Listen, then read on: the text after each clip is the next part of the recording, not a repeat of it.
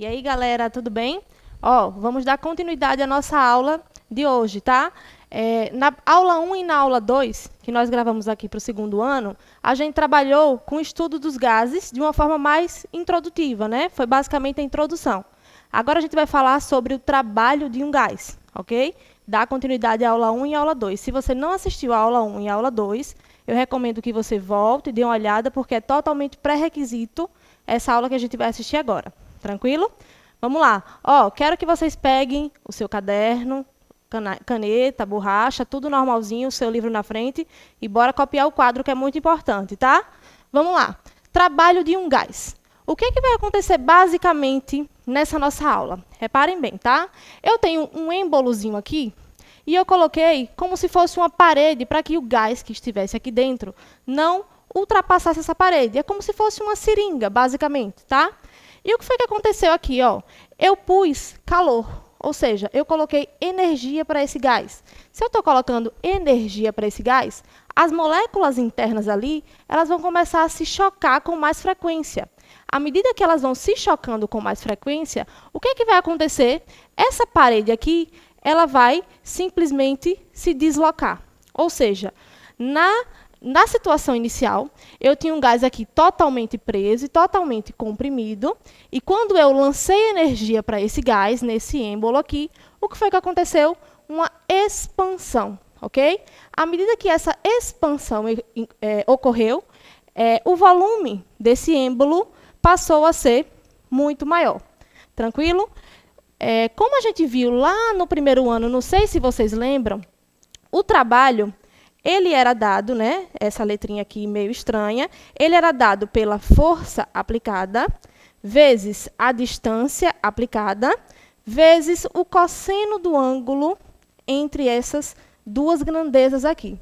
Como é que vai acontecer agora, professora? Basicamente no trabalho de um gás. Reparem bem, a força aplicada, ela vai ser basicamente a pressão que esse gás vai incidir nessa parede aqui, fazendo com que ela ocorra um deslocamento, beleza?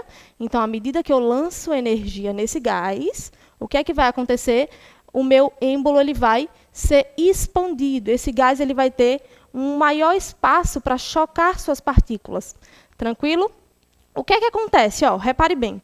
Quando eu trato de uma expansão, que foi esse caso aqui que eu dei a vocês, o meu trabalho ele tem que ser obrigatoriamente positivo, tá? A gente chama esse trabalho de trabalho motor.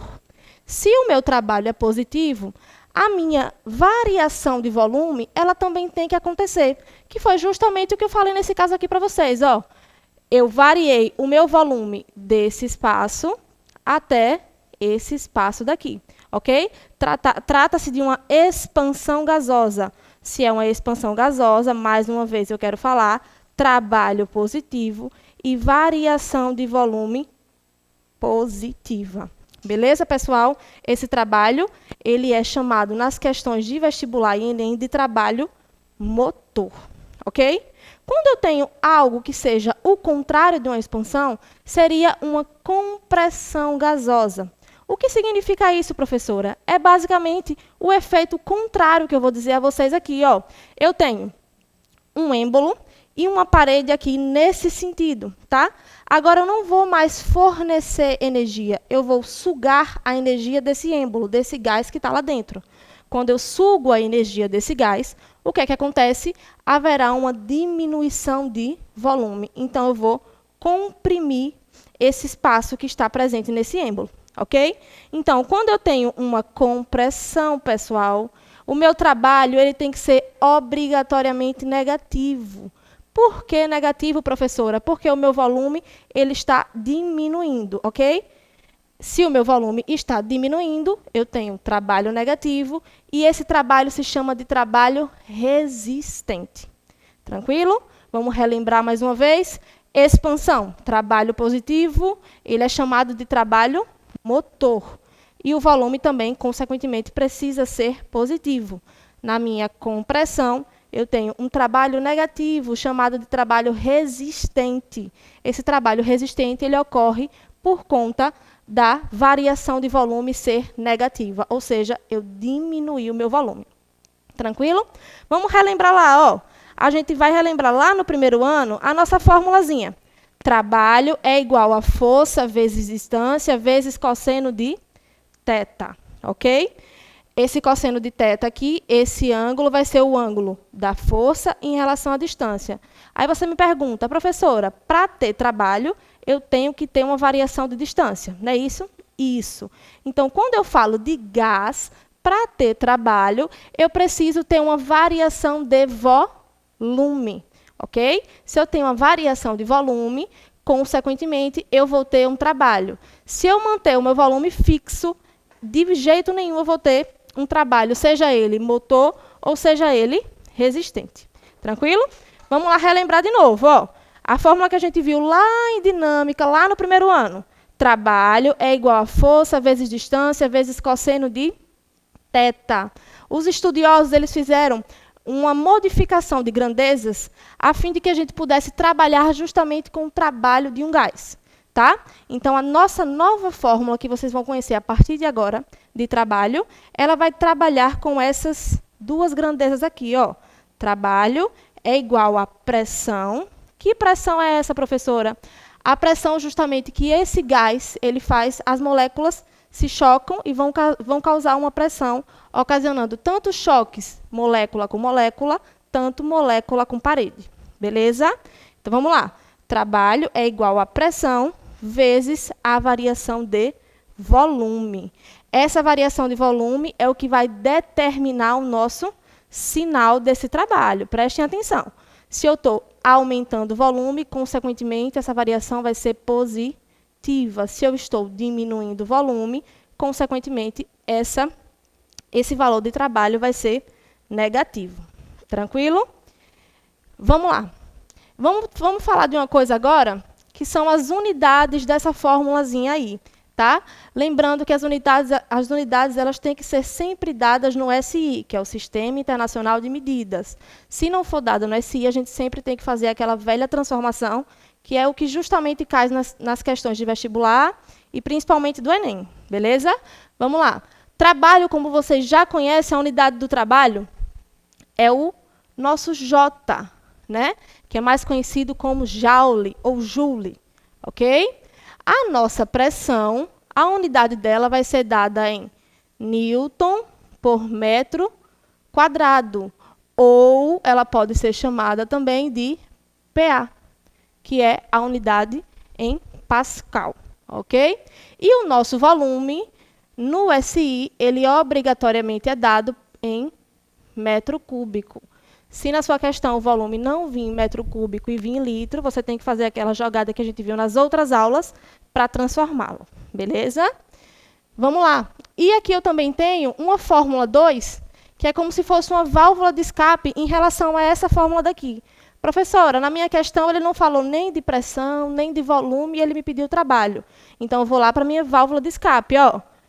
O trabalho, nesse caso, se na sua questão falar em número de mol, vou até colocar aqui para vocês não esquecerem, tá? Número de mol, que foi o que a gente viu lá na aula passada. Na nossa constante, que ela vai ser sempre dada, tá? E o nosso T é a nossa temperatura.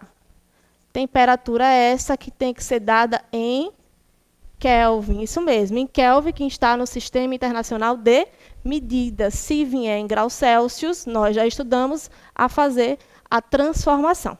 Tranquilo?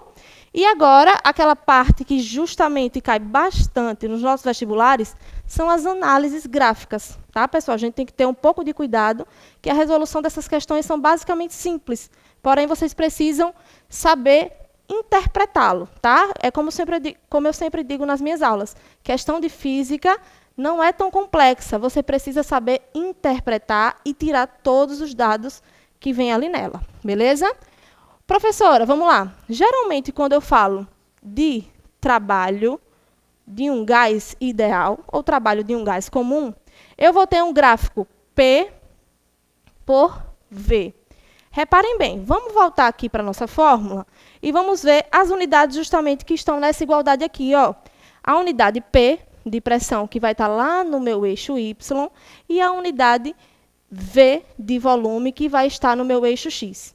Isso significa dizer que toda a área que eu encontrar em um gráfico desse vai justamente nos dar o valor do trabalho. Então, professora, significa que se na questão me pedir como eu devo calcular o trabalho analisando um gráfico desse, justamente calculando a área da figura, beleza?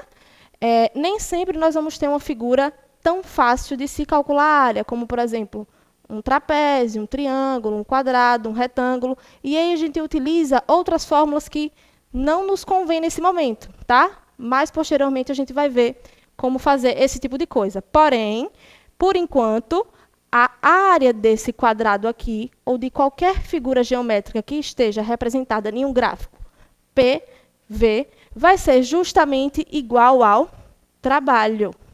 Tranquilo?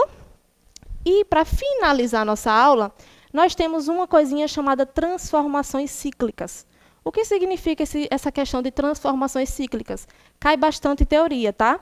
Nesse exemplo de análise gráfica aqui.